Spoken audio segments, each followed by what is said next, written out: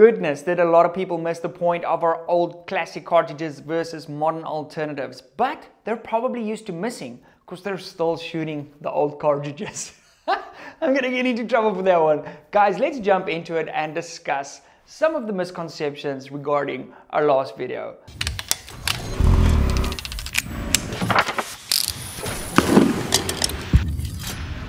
So I had to make that joke in the beginning. It is what it is. A lot of people misunderstood this video. I really wanted to make that video as a guide for you guys to help new people coming in to understand twist rates, ballistics, chamber specs and those kind of things. And I spent a ton of time crafting that video, creating visual assets to explain to you guys how these things work.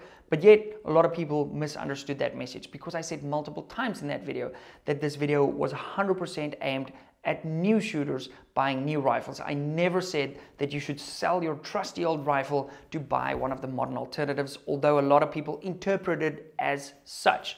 So please don't do that. Just watch the video for what it is. If you feel like you're never gonna sell it, then perhaps don't watch the video. But listen, importantly, when you're watching the video, don't go onto your own narrative. I know we're all super passionate about this stuff. I value your feedback regardless. Now, very important, I did replace the batteries on the clock, so thanks to the 5 million people that pointed that out in the last video. Let's address the Hornady thing. A lot of people were like, this is a gigantic Hornady ad. I think I mentioned the word Hornady once in that entire video, and that was referring to a dinner that I got invited to. And I actually wasn't invited by them, I was invited by the company that developed the 22 Creedmoor Horizon firearms, and they actually did a deal with Hornady together so that Hornady can make the ammo, and that's long story short, that's basically what that came to. So I have zero working relationship with Hornady on this channel, so I want you guys to understand that. If I do have a relationship with somebody, I'll be transparent about it, like when I tell you that this video is brought to you by MDT Sporting Goods. They make the badass chassis you guys see behind me. All the chassis that you see on my rifle, whether it's rifle stocks like the Timber behind me or the Hunting 26 chassis that I used to hunt with. If you're looking for chassis systems and accessories for your rifle, look no further than mdttac.com. They've got you covered. They're amazing people, and I've loved working with them for the longest time.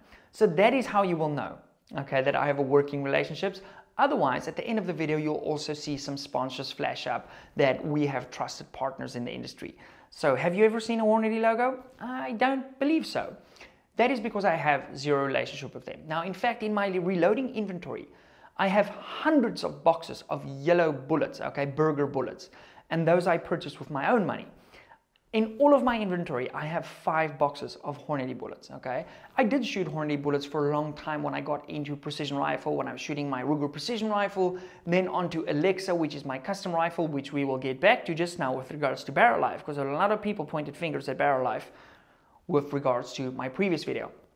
Now, in my inventory, I have 5 boxes of Hornady bullets. One is 143 grain ELDXs, and then I also have some of the new VT bullets in stock. And the new VTs are 100% just to do some testing and low development with, and also seeing what the baboons think of them. And to be honest, the initial thoughts is not good for the baboons.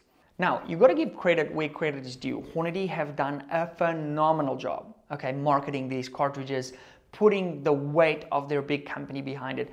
And a lot of people also said, Pete, these new cartridges won't be available in 10 years to buy. Now, I am so confident, okay, in the 6.5 Creedmoor and the newer ones being available in 10 years that I will put one of my rifles on the line. If 6.5 Creedmoor has died in 10 years, I'm going to be giving away one of my rifles. And I bet you a lot of these people that commented that won't do the same. So that is kind of how I feel. The cartridge is phenomenally popular, and I've done a video why they're easy to hate, because it has so much going for it. So in all honesty, credit where credit is due. I think they've done a phenomenal job with bringing new stuff to market, and I just see it going up in popularity, to be honest. Now let's chat about barrel life. So many people said these new things eat barrels, you know, it's gonna be terrible for the new shooters. With the exception, I would say, of the 22 Creedmoor, which will chow barrels, okay? It's a tiny, tiny bore with a lot of powder behind it, extremely high pressures, high heat. That's gonna eat barrels, okay? But still, even that cartridge, most people that watch that video are probably hunters, and they're not gonna buy a 22 Creedmoor. Let's take the 6.5, okay? My first rifle was a 6.5. I've had many 6.5. I currently have 6.5s. Creeds for that matter. I got on my very first rifle in excess of 2,500 rounds. It was still shooting phenomenal. I sold that rifle. I believe that rifle is now over 4,500 rounds, still shooting great. My first custom rifle was also 6.5 Creed. I had 3,200 rounds down the pipe and it was shooting smoking groups, low STs. I was still winning matches with that. Now let's take 3,000 as a round number there. Most shooters, okay, will never shoot 3,000 rifle rounds in their lives, okay?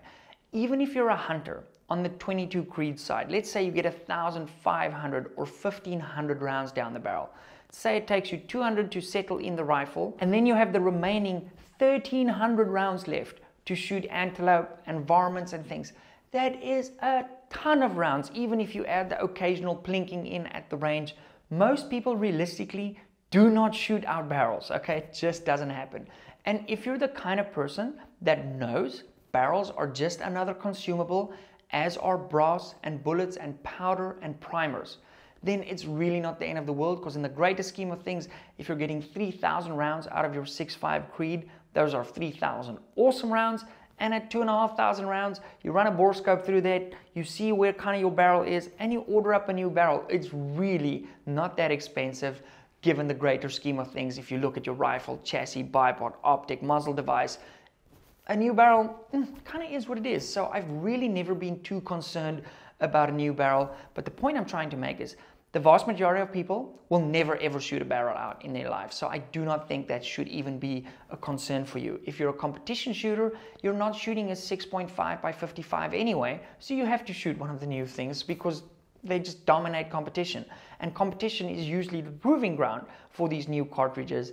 And you kind of see what works when the top shooters in the world gravitate towards a specific cartridge. And that kind of answers your question. What is the best, the most efficient? And guys, as competition shooters are also concerned about barrel life. You know, I'm shooting my 6-dasher relatively slowly, but that is not really for barrel life. That is for different traits. Perhaps I can jump into a video as to why you don't want to shoot your cartridges super hot. And I think that's a video that will be very helpful to a bunch of the guys that hand load out there. So guys, that's kind of a wrap up of our last video. Some of my thoughts, again, a lot of people missaw what the purpose of that video was. It really was as a guide to help new shooters get on board and just, you know, buy the right thing the first time. And I'm not holding a gun to your head and saying, you got to sell your 270 and go buy a 6.5 Creed or a 7 PRC or whatever the case may be. Also, I did drop the ball in that video. I skipped over 338. A bunch of people asked, Pete, no love for the 338 Lapua Magnum. So what do I think about the 338 Lapua Magnum? I think it's a phenomenal round. I think it's awesome, especially if you have a custom chamber. Man, the 338 absolutely rocks, and I can't wait to get my 338 and make some content for us on the channel with regards to that cartridge. It's going to be awesome. In current times, everybody is against our lovely hobby that we love to participate in. Whether you're a hunter, a long-range shooter, a competitor, we don't need to be infighting amongst each other. And I very seldomly see people being rude to each other in the comments, and I encourage you guys to comment on the video as long as we have a civil discussion down below. If I do see people being rude to one another or being blatantly rude towards me in the comments, you will just be relegated to the shadow realm where you think you can still comment, but your comment just goes into a dark back room there with a girl with a whip, and she's not sexy. Now, if you haven't seen the video I'm referring to literally throughout this entire video, that's going to be over here somewhere. And if you want to see my new hunting video that has just come out, where I hunt literally among big cats and I have a dead impala over my back, that video is going to be linked over here. Guys, like, subscribe, much love, and I'll see you in the next one. Peace.